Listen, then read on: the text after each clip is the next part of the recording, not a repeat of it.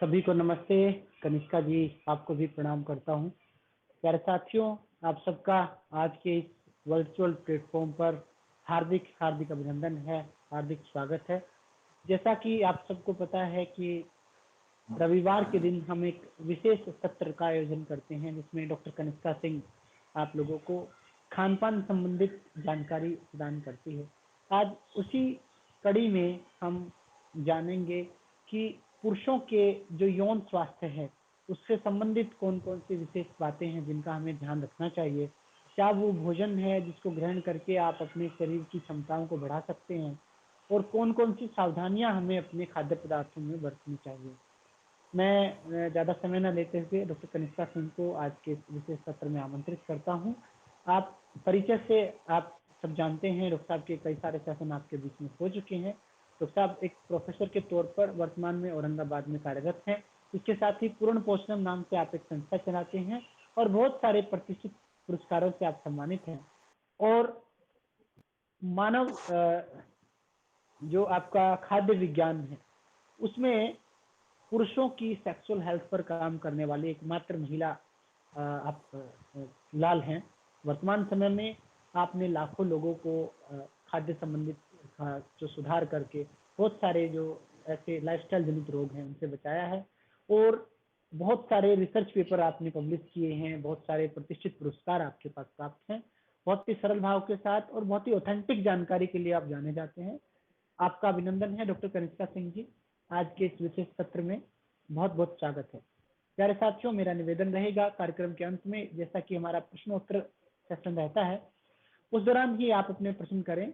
जो साथी लिख करके अपनी समस्याएं डालना चाहते हैं वो कार्यक्रम में जब अंत का जो समय हमारा होगा तो वो आपके प्रश्न उत्तरों का रहेगा। बीच में कोई भी साथी किसी प्रकार का प्रश्न उत्तर ना करें, ये मेरा आपसे विनम्र निवेदन है।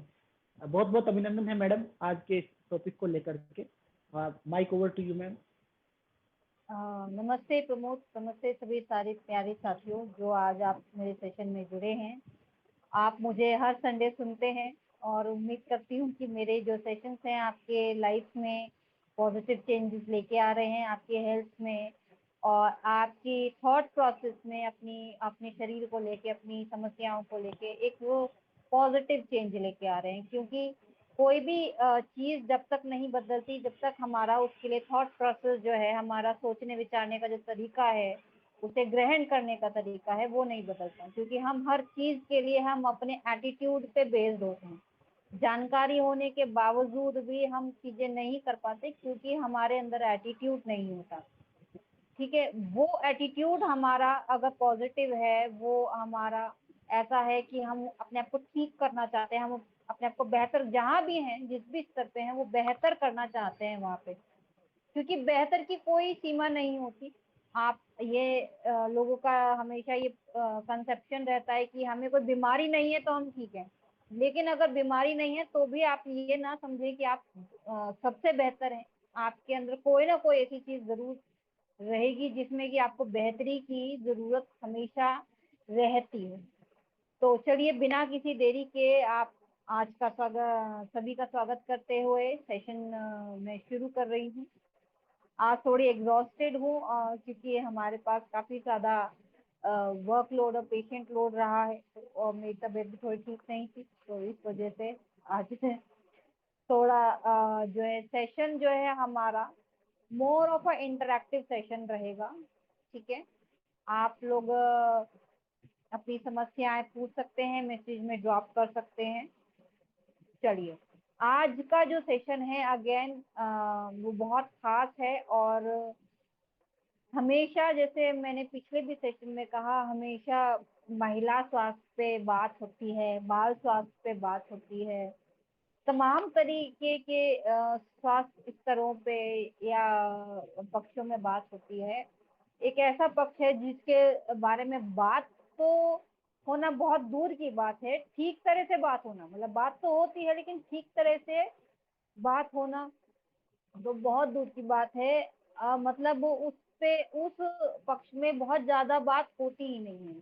तो क्योंकि ये जो मई का महीना है, ये मेंस हेल्थ मंथ है, तो आज हमारे पिछले दो इन सेशंस में हमने मेंस हेल्थ को ध्यान में रखते हुए मेंस हेल्थ पे फोकस सेशंस बनाए हैं। पिछला सेशन भी मेंस हेल्थ पे फोकस था, आज का भी सेशन मेंस हेल्थ पे ही फोकस है, क्योंकि पुरुष अगर स्वस्थ रहेगा तो हमारा समाज जो है स्वस्थ रह सकता है, हमारा जो परिवार है वो स्वस्थ रह सकता है। क्यों?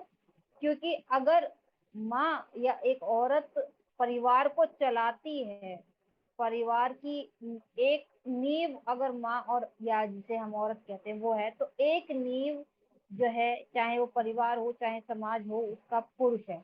अगर पुरुष जो है किसी भी तरह से अस्वस्थ रहता है तो वो स्त्री को, चाहे वो बेटी हो, महिला हो, या कोई भी बाहर हो, बाहर के पक्ष में देखा जाए, चाहे आपके वर्क प्लेस पे हो, चाहे कहीं कहीं नॉर्मली भी स्ट्रेंजर हो, तो वहां पे सामाजिक रूप में, कार्य क्षेत्र के रूप में स्वस्थ माहौल नहीं दे सकता। अगर पुरुष विकृत है तो वो विकृत समाज को बहुत तेजी से बढ़ावा देता है, और इसीलिए स्वस्थ होना पुरुष का बहुत ज्यादा जरूरी है, हमारे समाज के लिए, हमारे परिवारों के लिए, हमारी सभी की जिंदगियों के लिए। तो आज हम बात करते हैं मेंस हेल्थ के मेजर इश्यूज के बारे में। आज का टॉपिक सेक्सुअल इश्यूज पे फोकस रहेगा, सारी बातें सेक्सुअल इश्यूज के ऊपर होंगी। तो आपके सवाल सेक्सुअल इश्यूज पे ही होने चाहिए, मैं किसी दूसरे तरीके के इश्यूज पे क्वेश्चंस को एड्रेस नहीं कर पाऊंगी। आइए बात करते हैं मेजर सेक्सुअल इश्यूज जो पुरुषों में होते हैं, खास करके जब हम भारतीय परिप्रेक्ष्य की बात करते हैं। तो जैसे कि मैंने पिछले सेशन में भी कहा कि पुरुषों में, पिछले सेशन में मैंने 5 मेजर हेल्थ इश्यूज को कवर किया था, जिनमें सभी तरीके के इश्यूज थे, इंक्लूडिंग सेक्सुअल इश्यूज। आज सेक्सुअल इश्यूज पे ही फोकस है।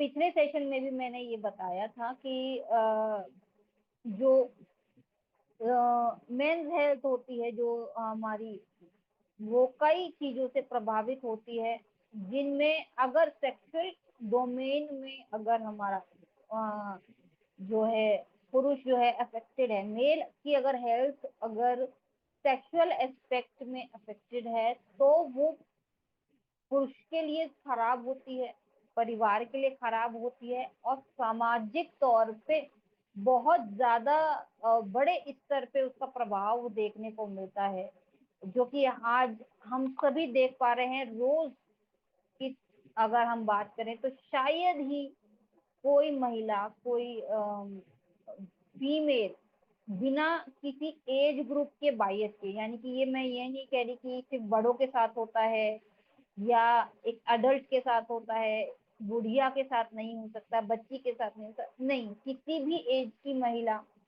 किसी भी एज का जेंडर, यानी कि even male to male, male to female and male to other gender, किसी भी तरीके का इंटरेक्शन अगर हम देखें तो वहां पे आप देखेंगे मोलेस्टेशन, कई तरीके के फिजिकल अब्यूज, सेक्सुअल अब्यूज, ठीक है।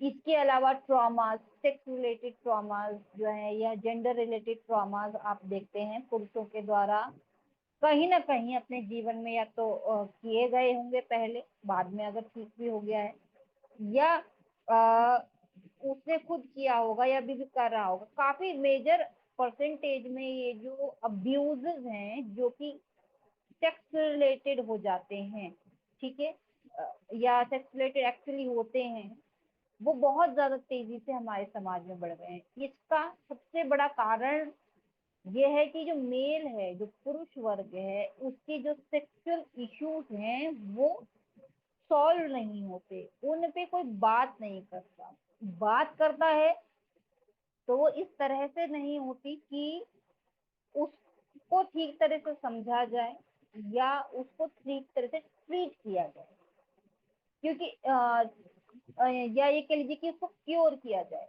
ट्रीटमेंट जो है आपको थोड़े समय ठीक कर देगा, फिर वहां या तो स्थिति वहीं की वहीं आ सकती है या पहले से भी ज्यादा खराब हो सकती है, या एक चीज को ठीक करेगा तो दूसरी चीज को जरूर खराब करेगा। तो ट्रीटमेंट लाइन ऐसी हो सकती है कोई भी, लेकिन जब हम क्योर की बात करते हैं तो हम बात करते हैं कि उसकी मूल जड़ को ठीक करें और जब हम क्योरिंग की बात करते हैं तो क्योरिंग जो है इंस्टेंट नहीं होती, क्योरिंग जो है लॉन्ग टर्म होती है। लंबे समय तक आपको ट्रीटमेंट लेना पड़ता है, लंबे समय तक अपने आप को ध्यान में रखना पड़ता है, लंबे समय तक एक पैटर्न फॉलो करना पड़ता है, अपने आप को साधना पड़ता है अपनी ट्रीटमेंट लाइन के अकॉर्डिंग, तब जाके आपको एक इफेक्टिव रिजल्ट देखने को मिलता है। बट वो सस्टेनेबल होता है, ऐसा नहीं कि वो तुरंत आपको मतलब आज ठीक किया तुरंत आपकी दूसरी समस्या पैदा हो गई थोड़े समय बाद या कोई और चीज हो गई। तो कोशिश करें कि अपनी डिसीजेस को ट्रीट करने की जगह खाली ट्रीटमेंट लेने की जगह क्योरिंग पे भी ध्यान दें, यानी कि ऐसी पद्धतियों पे भी ध्यान दें जो कि आपको स्टेबल तरह से ठीक कर रही हैं। क्योंकि जब तक आप स्टेबल तरह से आपका ट्रीटमेंट, आपका हेल्थ स्टेबल नहीं होगा, रिकवरी अगर स्टेबल नहीं है तो वो रिकवरी नहीं है, ठीक है। वो सिर्फ ऐसा है कि बस हाँ आपने अपने आप को, अपनी बॉडी को बेसिकली बुद्धू बना दिया और एक तरीके से एक लॉलीपॉप जैसी समाधि, अभी फिलहाल शांत हो जाए बाद में देखेंगे, तो बाद में देखने से हो सकता है पहले से भी खराब स्थिति आपके सामने हो। चलिए, आज पहला मैं ज्यादा सारी डिसीजेज, ज्यादा सारे इश्यूज यहाँ पे कवर नहीं कर रही हूँ, बहुत थोड़े से कवर कर रही हूँ जो कि 1 to 1 आप आम तौर पर रिलेट कर सकते हैं। पहला इशू जो मेजर इश्यूज हैं, यहाँ पे हम भारतीय पुरुषों को ध्यान में रखते हुए बात कर रहे हैं, क्योंकि India is a capital of sexual issues. ये मैंने पिछले सेशन में भी बताया था कि भारत आज के तारीख में इनफर्टिलिटी की कैपिटल है, ग्लोबल कैपिटल है, और सेक्सुअल इश्यूज की भी ग्लोबल कैपिटल बनती जा रही है। बहुत कम समय लगेगा और बहुत जल्दी ये जो है सेक्सुअल इश्यूज की ग्लोबल कैपिटल बन जाएगी इंडिया। इसीलिए यहाँ जो भी चीजें इश्यूज हैं वो भारतीय पुरुषों को ध्यान में रखते हुए ही बनाए गए हैं। पहला इशू है जो सबसे ज्यादा पुरुषों में होता है, वो है डिलेड इजैकुलेशन का। यानी कि जब आप इंटरकोर्स करते हैं या इंटीमेसी, फिजिकल इंटीमेसी अपने पार्टनर से इस्टेब्लिश करते हैं, बनाते हैं, तो मेल जो है वो इजैकुलेट होने में या स्खलित होने में, जिसे हम कह सकते हैं, वो उसमें बहुत ज्यादा डिले होता है। एक होता है नॉर्मल डिले, एक होता है एक्सेसिव डिले। अब ये जो एक्सेसिव डिले है, ये अगर हेल्दी डिले है, एक पर्टिकुलर टाइम से ज्यादा टाइम पुरुष ले रहा है अपने आप को स्खलित करने में, इजैकुलेट करने में, तो वो प्लेजरेबल होता है, वो एक्सेप्टेबल होता है। लेकिन उससे ज्यादा अगर एक लेवल से ज्यादा अगर है तो वो फीमेल के लिए प्लस मेल के लिए, दोनों के लिए जो है हेल्थ वाइज बहुत खराब होता है। बहुत सारे लोग मेरे पास आते हैं कि हमारा जो है टाइमिंग का इशू है मैम, हमारे को डिलेड इजैकुलेशन का कोई तरीका बताइए। बट ये समझने की बात है कितनी देर तक इजैकुलेशन डिले होगा तो वो हेल्दी है, और कितनी देर के से एक्सेस में अगर होगा तो वो फीमेल के लिए और मेल दोनों के लिए खराब है। क्योंकि क्या होता है वहां हो जाता है टिश्यू रप्चर, पेन होने लगता है पेनाइल ऑर्गन में, और आपकी जो टिश्यूज हैं, वहाँ की स्किन है वो फटने लगती है, ब्लीडिंग भी हो सकती है, स्वेलिंग भी हो सकती है, इन्फेक्शन भी हो सकता है। कई तरीके की समस्याएं जो हैं होने लगती हैं। इवन अगर फीमेल की बात करें तो डिलेड इजैकुलेशन की वजह से फीमेल का जो इंटरनल पार्ट है, वो वेजाइनल पार्ट है, वो स्वेल अप कर जाता है। वो बहुत ज्यादा, उसमें भी यही है कि इंटरनल स्वेलिंग आ जाती है, जो कि जाने में बहुत समय लेता है, बहुत पेनफुल होता है। और अगेन फीमेल की बॉडी में भी टिश्यू रप्चर और ब्लीडिंग और तमाम तरीके की इंफेक्शन और समस्याएं पैदा हो सकती हैं। अब ये जो इजैकुलेशन है, जो डिलेड इजैकुलेशन है, यानी कि देर से इजैकुलेशन हो पाना, इसका कारण क्या है? इसका कारण है, दो तरीके के कारण यहाँ पे पुरुषों में हमारे हो सकते हैं।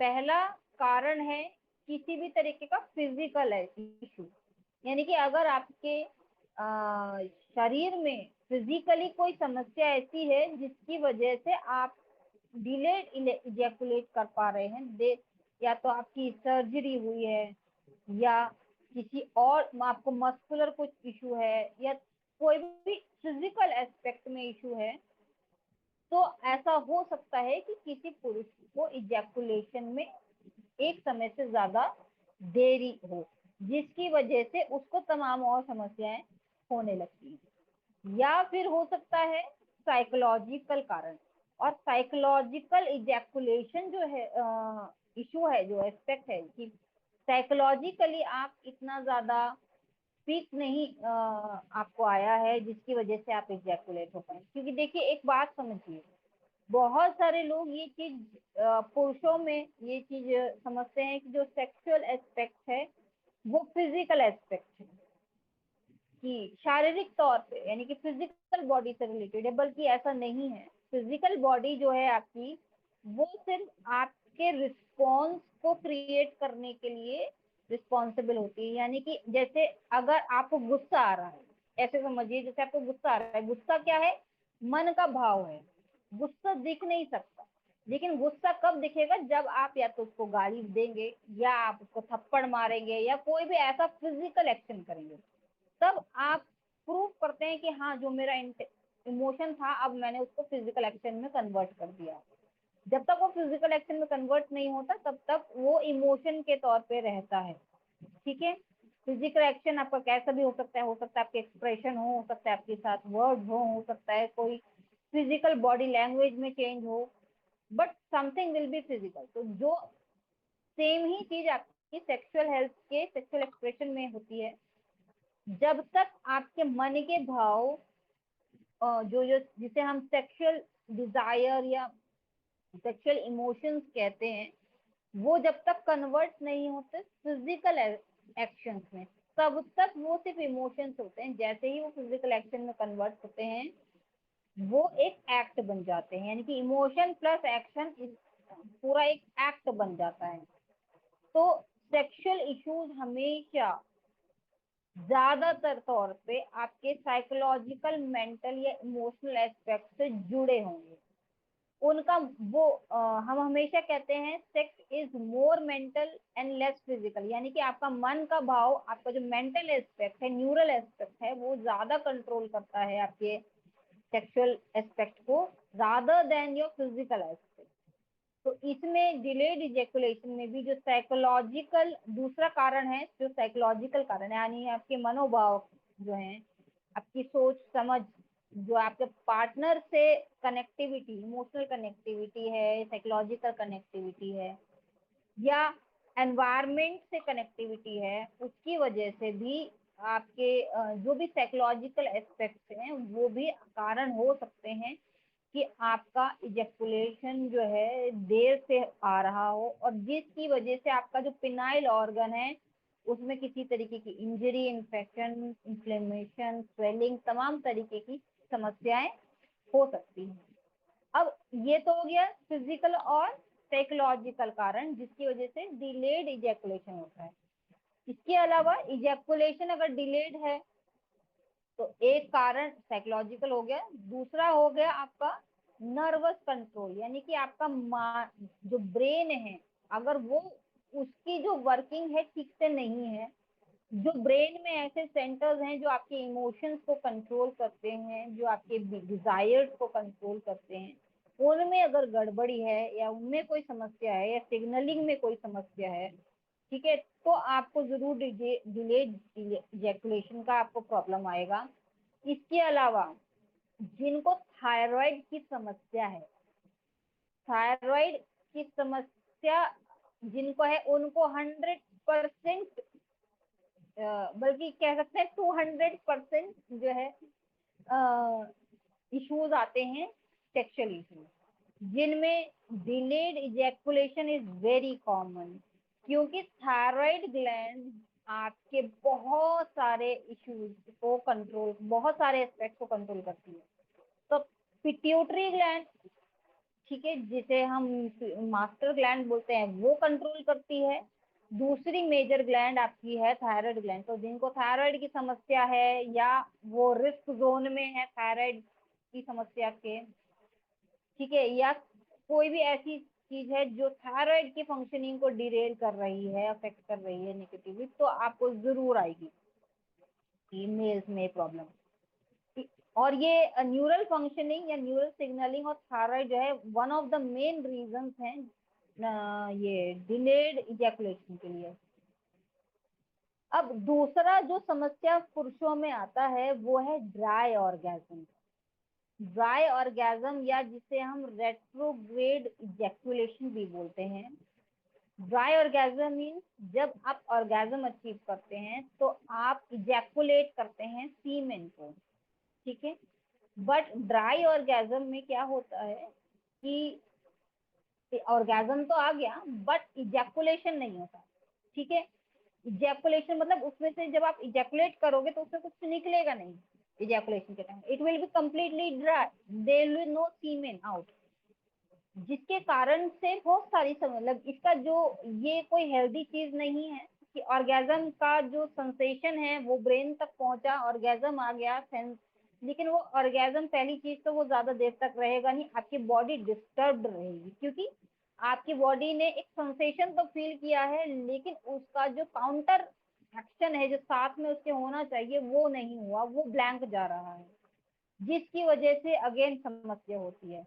अब ये होता क्या है ड्राई ऑर्गेज्म में, होता क्या है ड्राई ऑर्गेज्म में होता है कि जब आप जब वो पीक पीरियड आता है तो इजैकुलेशन की मोमेंट में स्पर्म का बाहर ना निकल पाना, स्पर्म क्या होता है वो बॉडी को नहीं छोड़ता, बॉडी बॉडी से बाहर नहीं आता, वो क्या होता है वो रेट्रोग्रेड हो जाता है। रेट्रोग्रेड मतलब वापस से पीछे की जो नली है जहां से वो आता है उसी में पीछे चला जाता है, ठीक है, और ब्लैडर में चला जाता है। ब्लैडर यानी कि जहाँ पे आपकी यूरिन स्टोर होती है। अब थोड़ा सा यहाँ पे मैं जो स्ट्रक्चर है यहाँ पे लोगों को बता देती हूँ। पुरुषों में जो पिनाइल ऑर्गन है यानी कि आपका जो पीनस है उसी में आपकी जो मूत्र नली है वो भी वही होती है और उसी नली के थ्रू आपका यूरिन आता है और उसी नली के थ्रू जो है आपका जो सीमेन है वो बॉडी से बाहर आता है इजैकुलेशन के टाइम पे। तो उनके पास एक ही रास्ता है, यूरिन के लिए भी एक ही रास्ता है और स्पर्म इजैकुलेशन के लिए भी एक ही रास्ता है।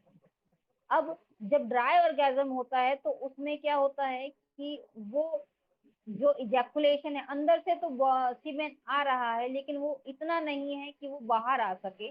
तो जैसे ही ऑर्गेज्म आता है वो इमोशन या सेंसेशन तो पीक पे पहुंचता है बट क्योंकि वो अंदर से बॉडी में इतना ज्यादा सीमेन का क्वांटिटी नहीं है कि वो बॉडी से बाहर निकल पाए, तो वो बॉडी से बाहर नहीं निकल पाता और जितना रास्ता पार कर पाता है उतना पार कर पाता है नली नाली का इजैकुलेटरी डक्ट का, और उसके बाद वापस से पीछे चला जाता है और ब्लैडर में पहुंच जाता है। ब्लैडर में आपकी यूरिन स्टोर होती है तो वो उस जगह पे स्टोर हो जाता है, उस जगह पे पहुंच जाता है जहाँ पे उसको नहीं होना चाहिए, ठीक है। अब इसका कारण क्या है, इसका कारण सिर्फ एक है कि जो ब्लैडर का स्पिंस्टर है वो लूज हो जाता है। स्पिंस्टर एक ओपनिंग होती है जहां एक तरीके से ऐसे मान लीजिए कि हम किसी पाइपलाइन में अगर एक नल लगा देते हैं, एक नल जहां जब वो ढीला हो जाता है तो उसमें से या तो पानी बहता रहता है या उसमें से पानी दूसरी तरफ चला जाता है, ठीक है। तो ठीक उसी तरह से स्पिंस्टर का रोल होता है, वो कंट्रैक्शन और रिलैक्सेशन करके जो है एक तरीके से गेट भी प्रोवाइड करता है किसी भी तरीके के फ्लो को। तो ब्लैडर में भी एक स्पिंस्टर होता है, ब्लैडर का अगर स्पिंस्टर लूज होता है यानी कि उसकी ओपनिंग जो स्पिंस्टर की है वो लूज होती है, ढीली हो जाती है किसी भी कारणवश, तो क्या होता है कि जिस रास्ते से आपका जब सीमेन आता है डक्ट में से और इजैकुलेटरी डक्ट के पास तक पहुंचता है तो स्पिंस्टर के लूज होने की वजह से आगे ना आके वो पीछे ब्लैडर की तरफ मूव कर जाता है जिसकी वजह से ड्राई ऑर्गेज्म होता है। अब इसमें इसके कारण क्या क्या है? ये ड्राई ऑर्गेज्म बहुत लोगों को होता है, पुरुषों को। इसके कारण बहुत सारे हैं। अगर आपकी किसी भी तरीके की सर्जरी हुई है, सर्जरी मतलब प्रोस्टेट की सर्जरी हुई है, किसी तरीके की किडनी की सर्जरी हुई है, यूरेथ्रा की सर्जरी हुई है, पेल्विक फ्लोर की सर्जरी हुई है, या रेक्टल सर्जरी हुई है, या आपकी स्पाइनल सर्जरी यानी कि मेरुरज्जु की अगर आपकी वो मेरुदंड की जो है आपकी अगर स्पाइनल कॉर्ड की अगर सर्जरी हुई है, तो आपकी ये सारी कारणों से आपका ये ड्राई ऑर्गेज्म हो सकता है। यानी कि सर्जिकल पार्ट अगर आपका है, बॉडी में हुआ है इस तरीके का, अगर आपको किसी तरीके की इंजरी हुई है, खास करके पेल्विक एरिया में, नाभि से नीचे के हिस्से में, या आपके स्पाइनल कॉर्ड इंजरी हुई है कि स्पाइनल कॉर्ड ट्रॉमा आपका अगर हुआ है, तो आपको इस तरीके का देखने को मिल जाएगा। इसके अलावा अगर आपको डायबिटीज है, तो आप डायबिटीज के पेशेंट को ऐसी समस्याएं आती ही आती हैं। तो ये ध्यान रखिए कि India is a diabetes capital. ठीक है, इंडिया में इस तरीके की समस्या के होने वाले जो परसेंटेज है मेल्स में, वो बहुत ज्यादा है। ठीक है, डायबिटीज के आपको जिनको होती है वो उनको ये इशू होता है। इसके अलावा मल्टीपल स्क्लेरोसिस का प्रॉब्लम जिनको होता है उनको होता है। और अगर आप किसी भी तरीके की दवाइयाँ खा रहे हैं, जैसे हाई बीपी, हाइपरटेंशन की या बीपी की दवाइयाँ खा रहे हैं, तो उनको ये समस्या हो सकती है।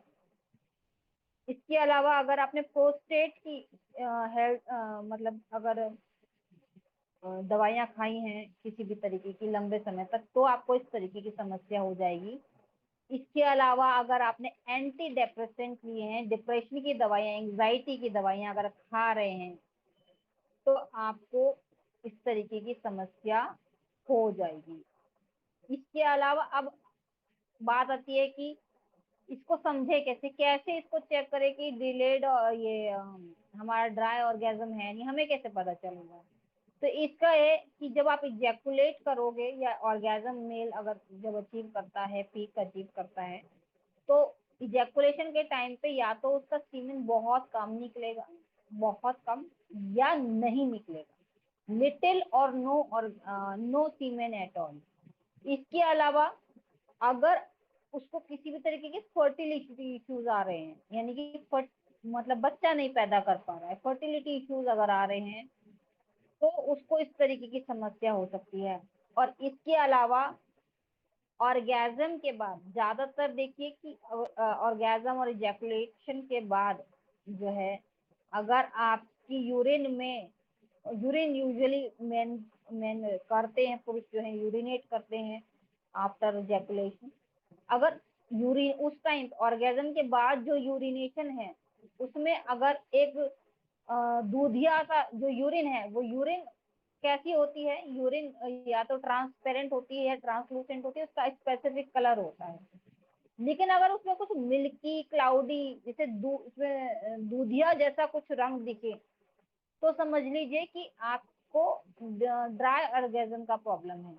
यूरिन अगर आपकी क्लाउडी आ रही है, क्योंकि जो सीमेन होता है वो वाइट कलर का होता है, अगर सीमेन अगर ब्लैडर में चला गया तो यूरिन के साथ मिक्स हो जाएगा, और यूरिन का जो अपना कलर है वो ट्रांसलूसेंट या स्पेसिफिक क्रिस्टलाइन कलर होता है, लेकिन सीमेंट के मिलने की वजह से वो क्लाउडी हो जाता है। तो इस तरीके की आप अपने फिजिकली नॉर्मली चेक कर सकते हैं कि कहीं आपको इस तरीके की कोई समस्या तो नहीं आ रही है। इसके अलावा अब इसका ट्रीटमेंट क्या है, डायग्नोसिस क्या है? डायग्नोसिस में आपको सीमेंट के और यूरिन के टेस्ट आपके लगते हैं, तो आप सीमेंट और यूरिन के टेस्ट करवा सकते हैं और अपना ये इसको डायग्नोस करवा सकते हैं। ट्रीटमेंट का लाइन क्या है? इसका ट्रीटमेंट का लाइन ये रहेगा कि अगर आपको आपका जो स्पिंस्टर है, देखिए स्पिंस्टर क्या है? स्पिंस्टर एक मतलब ब्लैडर एक मस्कुलर ऑर्गन है, उसमें कोई हड्डी नहीं होती, सिर्फ मसल का एक पाउच होता है, बैग होता है। ठीक है, अगर आप मसल्स पे काम करते हैं, तो आप अपने स्पिंस्टर को ठीक कर सकते हैं।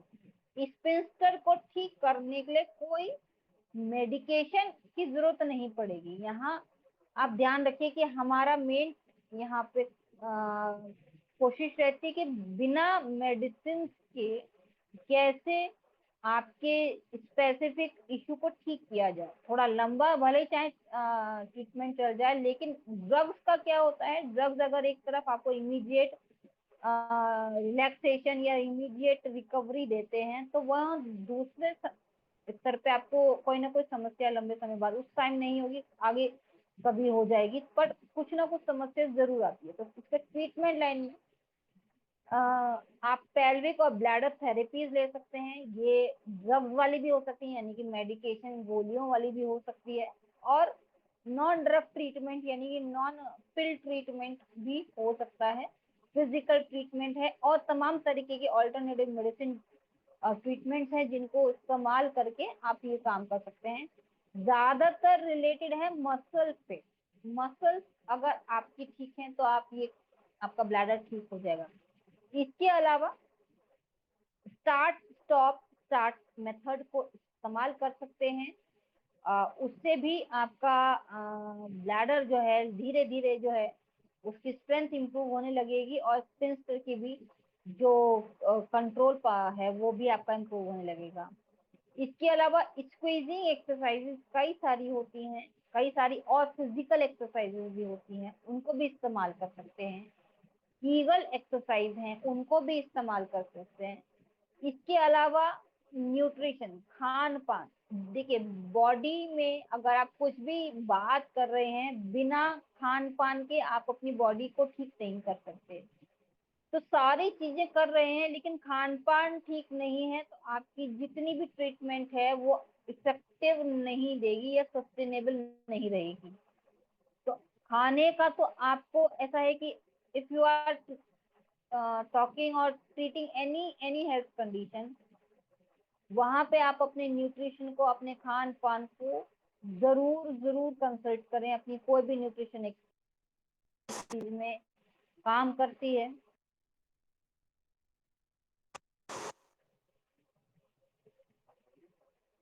आई am sorry, due to some technical reason session disconnect. तो ये ट्रीटमेंट लाइन आप इस्तेमाल कर सकते हैं अपनी ड्राई ऑर्गेजम को ट्रीट करने।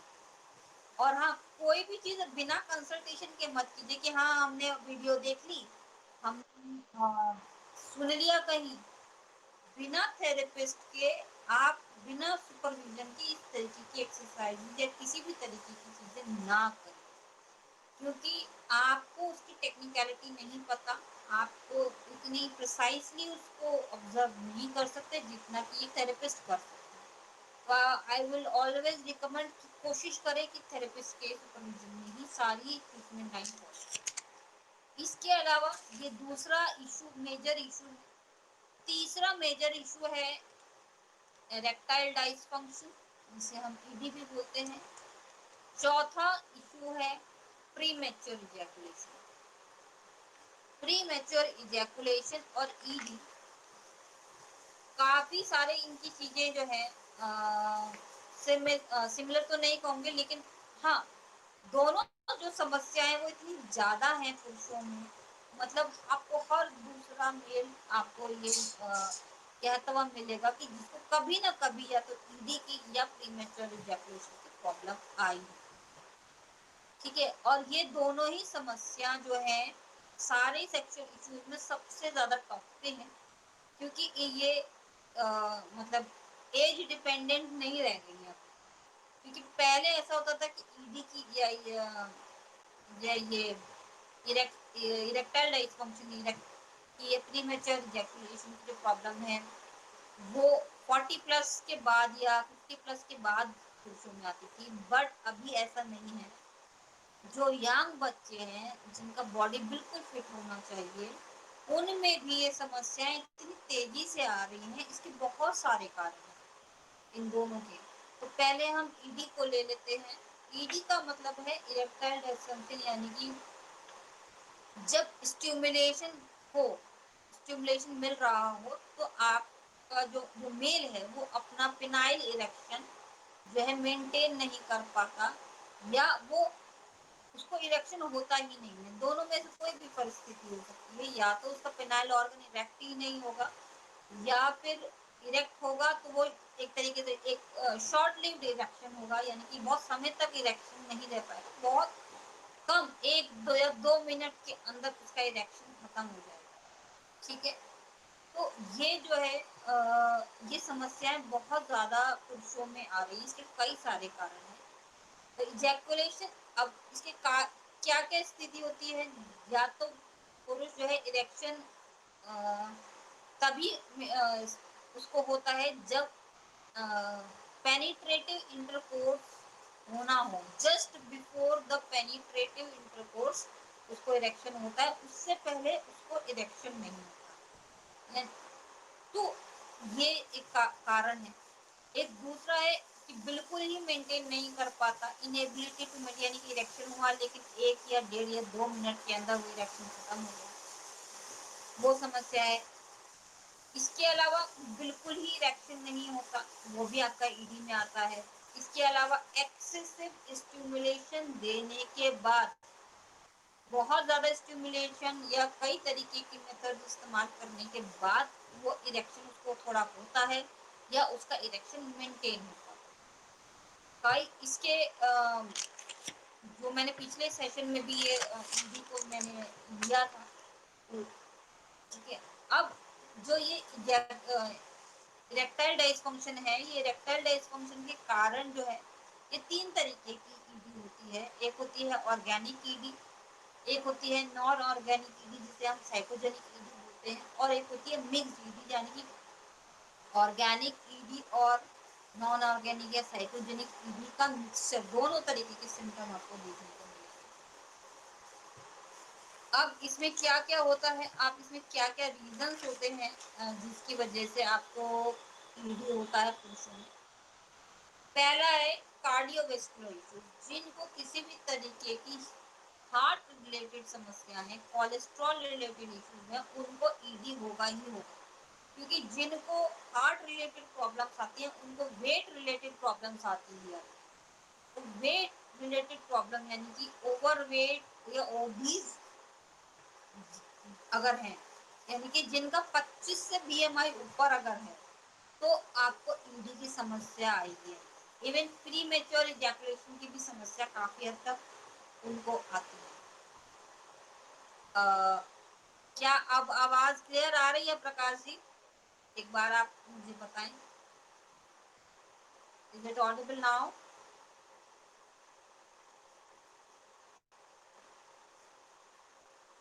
ओके। तो ईडी क्या है? ईडी जिनको कार्डियोवेस्कुलर हार्ट से रिलेटेड समस्या है उनको आएंगी। इसके अलावा जिनको मेंटल इश्यूज हैं, यानी कि न्यूरोलॉजिकल इश्यूज हैं, साइकोलॉजिकल इश्यूज हैं, उनको ईडी की समस्या आती है। क्योंकि जैसे मैंने कहा कि आपका जो भी सेक्सुअल फंक्शन है वो फिजिकल एस्पेक्ट में कम रिलेटेड होता है, वो मेंटल एस्पेक्ट में ज्यादा रिलेटेड है। आपका दिमाग सारी चीजों को कंट्रोल करता है, तो दिमाग इस चीज को बहुत ज्यादा हद तक कंट्रोल करता है कि आप सेक्सुअली कैसे बिहेव कर रहे हैं, कैसा आपका सेक्सुअल रिस्पॉन्स है, कैसी आपकी सेक्सुअल एक्टिविटी है। तो न्यूरल इश्यूज आपको बहुत ज्यादा हद तक अफेक्ट करेंगे। इसके अलावा एंडोक्राइनल इश्यूज अगर है, यानी कि आपके एंडोक्राइन ग्लैंड अगर है किसी भी तरीके की, चाहे वो थायराइड हो, चाहे वो आपकी गोनाड्स हो, अगर आपकी एंडोक्राइनल इश्यूज हैं तो आपको ईडी की समस्या आएगी, प्रीमेच्योर इजैकुलेशन की भी समस्या आपको आएगी। इसके अलावा आगे मैंने कहा जिनको वेट का इशू है, जिनको ओबेसिटी का इशू है, ठीक है, जिनको कार्डियोवेस्कुलर इश्यूज हैं, उनको एक तो डायबिटिक इशू, डायबिटीज होगी ही होगी, 100% होगी उनको, आज नहीं तो कल जरूर होगी, या तो प्री डायबिटिक कंडीशन में आ जाएंगे। तो डायबिटीज जिनको है या प्री डायबिटिक जो है वो रिस्क जोन में रहते हैं, और डायबिटिक जो है वो तो उनको तो होती ही होती है ईडी की प्रॉब्लम। इसके अलावा उनको हाइपरटेंशन की प्रॉब्लम है, उनको ये समस्या होती है। हाई कोलेस्ट्रॉल या ओबेसिटी की जिनको प्रॉब्लम है, या वो ऐसे बोन में है, दूसरी बोन में है, उनको होती है। इसके अलावा जिनको वैस्कुलर डिसीज है, यानी कि जिनको धमनियों से संबंधित समस्याएं हैं, जैसे आर्थेरोस्क्लेरोसिस, ठीक है, आर्थेरोस्क्लेरोसिस में आपकी जो आर्टरीज हैं वो ब्लॉक होने लगती हैं, उनको भी ये समस्या होने लगती है। वैस्कुलर डिसीज, इसके अलावा भी बहुत सारी डिसीज होती हैं। और हाँ, यहाँ मैं एक बात कहना चाहती हूँ कि उन पुरुषों को भी बहुत ज्यादा ईडी की समस्या या प्री मैच्योर इजैकुलेशन की समस्या आती है, जो बहुत घंटों तक बैठे रहते हैं, जिनका सिटिंग आर सिटिंग वाला जॉब है, ठीक है, जो कि लगभग सभी का है। सभी लोग कई कई घंटे जो है बैठ के डेस्कटॉप जॉब करते हैं, टेबल जॉब करते हैं, या एक सेडेंट्री लाइफस्टाइल जीते हैं, कई घंटों तक बैठ के जो है नेटफ्लिक्स देख रहे हैं और टीवी देख रहे हैं, मोबाइल पर रील्स देख रहे हैं, 1 घंटा हो गया, 2 घंटे हो गए। ये जो स्थिति है, ये पुरुषों में ईडी की समस्या को जन्म देती है।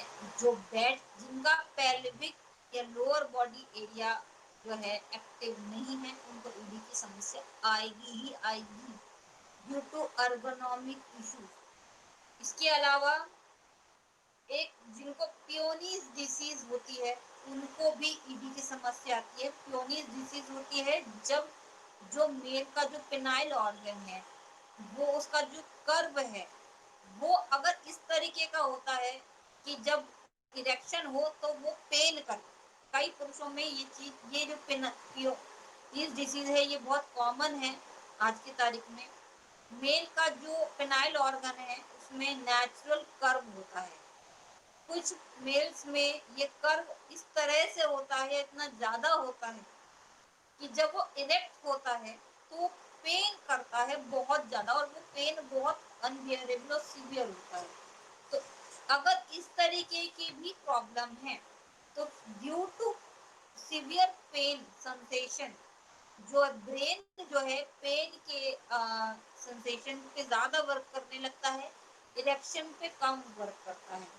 तो जो उसकी सिग्नलिंग है एक तरीके से वो डाइवर्ट हो जाती है, उसका रिस्पॉन्स जो है वो डाइवर्ट हो जाता है, जिसकी वजह से जो है ईडी की समस्या पियोनीज डिसीज वाले लोगों पुरुषों में आप बहुत आम तौर पे देख सकते हैं। इसके अलावा अगर मेंटल स्ट्रोक, ट्रॉमा, इंजरी किसी भी तरीके की अगर हुई है, तो आपको ये समस्या आएगी।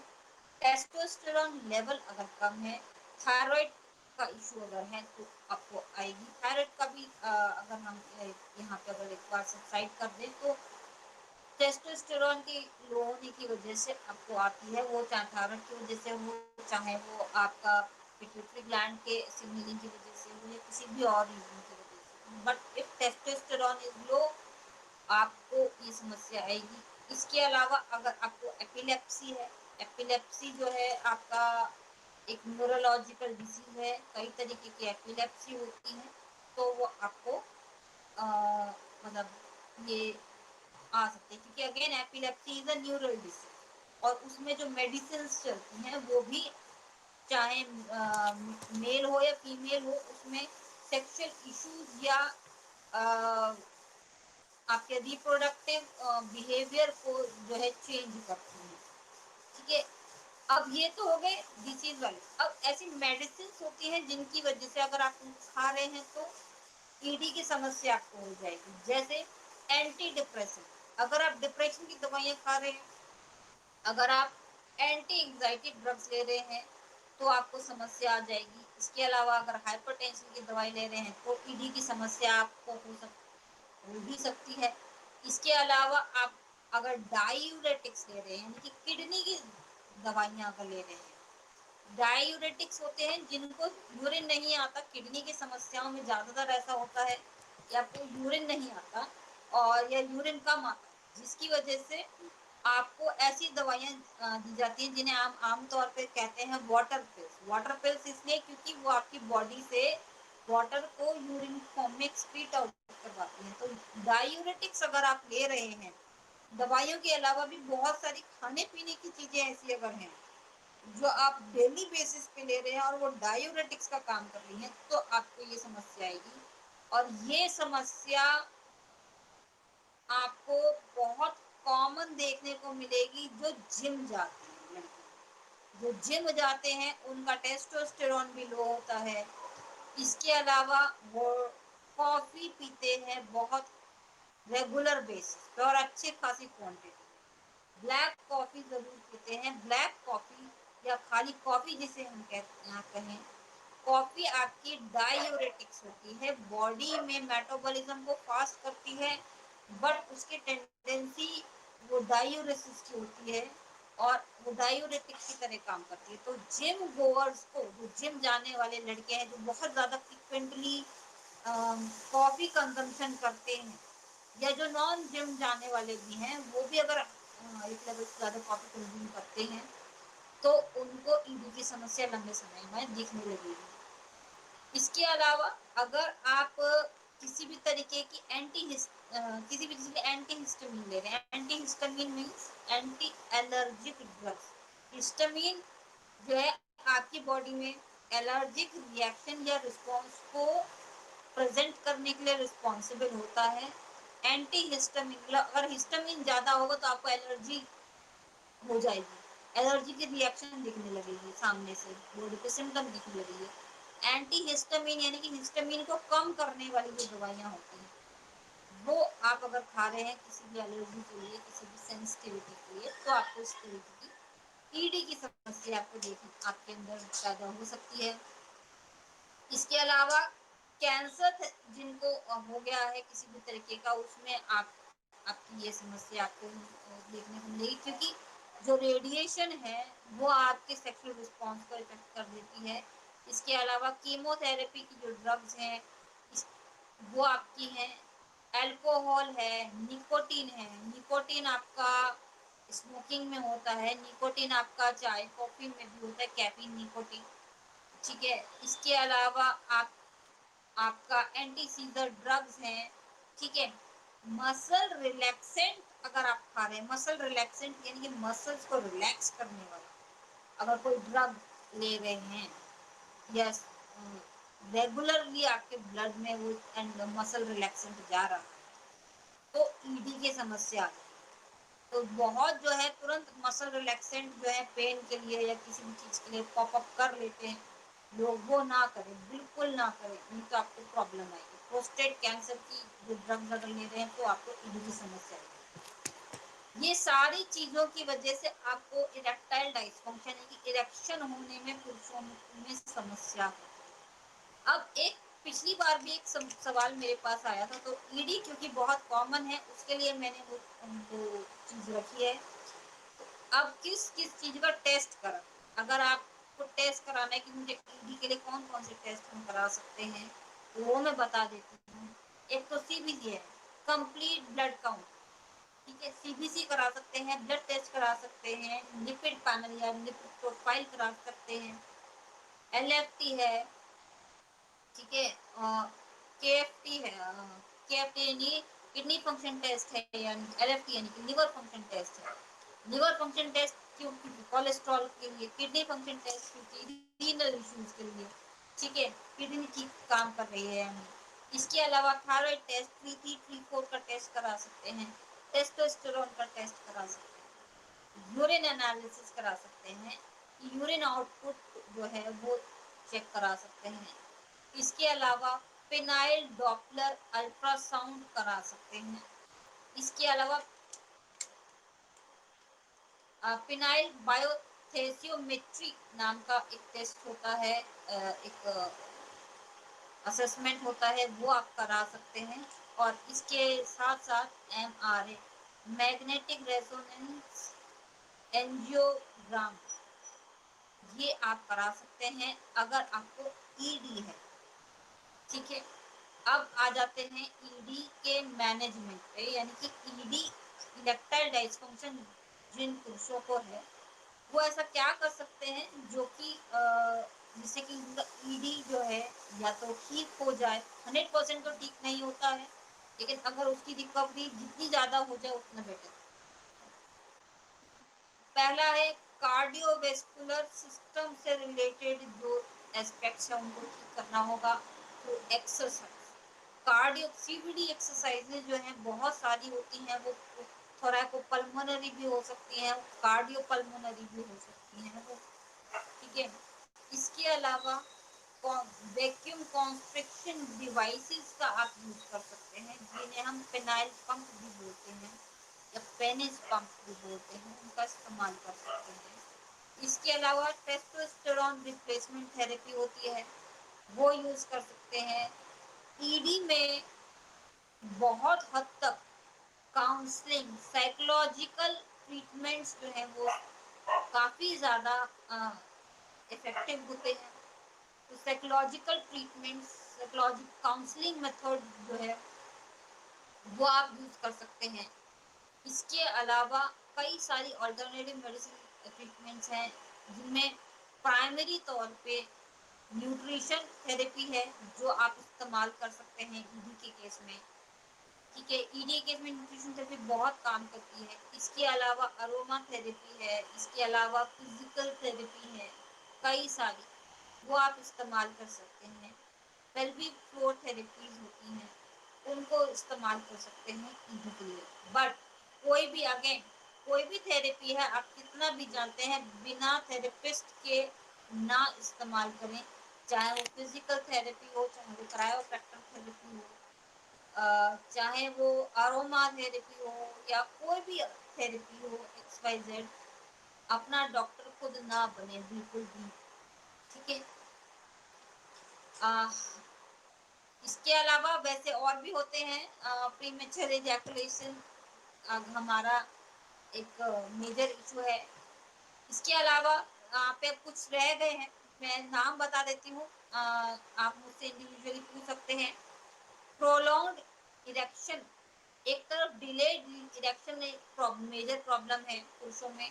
प्रोलॉन्ग्ड इरेक्शन यानी कि इरेक्शन बहुत देर तक है, बहुत देर तक इरेक्शन रहने पे भी अगेन ऑर्गन, जो पेनाइल ऑर्गन है, उसमें पेन बनना शुरू हो जाता है, बहुत सीवियर पेन होता है, मतलब बहुत ही अनबियरेबल पेन होता है जिनका प्रोलॉन्ग इरेक्शन होता है, ठीक है।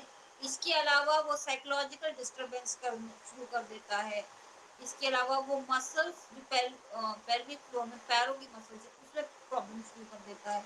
तो प्रोलॉन्ग इरेक्शन जो है वो बहुत कुछ पुरुषों में बहुत समस्या है, जो कि नॉर्मल नहीं है।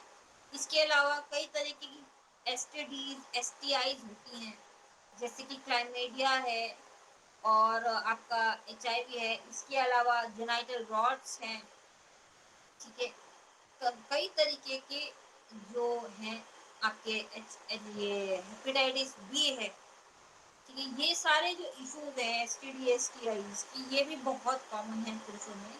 और इसके अलावा आज की तारीख में यंग लड़कों में जो या जो रिप्रोडक्टिव एज के जो मेल्स हैं, उनमें हाइपो एक्टिव लिबिडो डिसऑर्डर जो है वो बहुत बढ़ता जा रहा है। Hypo active libido disorder, libido means desire to have sex, यानी कि सेक्सुअल डिजायर का कम होना या ना होना, ये बहुत ज्यादा बढ़ रहा है, जिसकी वजह से उनका सेक्सुअल बिहेवियर जो है बहुत ज्यादा जो है नेगेटिव एस्पेक्ट में बढ़ रहा है, जिसकी वजह से कई तरीके के साइकोलॉजिकल डिसऑर्डर्स हो रहे हैं, बिहेवियरल प्रॉब्लम्स उनको हो रही हैं। और इन सारी चीज, देखिए सेक्सुअल बिहेवियर आपके सोशल बिहेवियर को और सोशल जो आपकी पर्सनालिटी है, व्यवहार आचरण है, उसको बहुत ज्यादा कंट्रोल करता है, ठीक है। अगर ये ठीक नहीं है पुरुष में, तो इस तरीके की जो सामाजिक तौर पे आप समस्याएं महिलाओं के साथ काम के क्षेत्र में पुरुषों की अपनी आइडेंटिटी, बॉडी को लेकर, अपने आप को लेकर कई तरीके की समस्याएं बहुत भयावह रूप में आप देख सकते हैं, और जो आज की तारीख में बहुत ज्यादा आपके हर समय इर्द गिर्द देखने को मिलती है। तो मेंस में सेक्सुअल इश्यूज को ट्रीट करना हम सभी के लिए बहुत इम्पोर्टेंट है, ताकि हमें एक हेल्दी साथी मिल सके, एक हेल्दी परिवार मिल सके, एक हेल्दी सोसाइटी मिल सके, एक सिक्योर्ड सोसाइटी, सिक्योर्ड सामाजिक सिक्योर्ड परिवार जो है हमें मिल सके। तो बिना किसी देरी के अभी टाइम बचा है, आपके सवाल ले लेते हैं, किसी का कोई सवाल है तो प्लीज पूछ सकते हैं।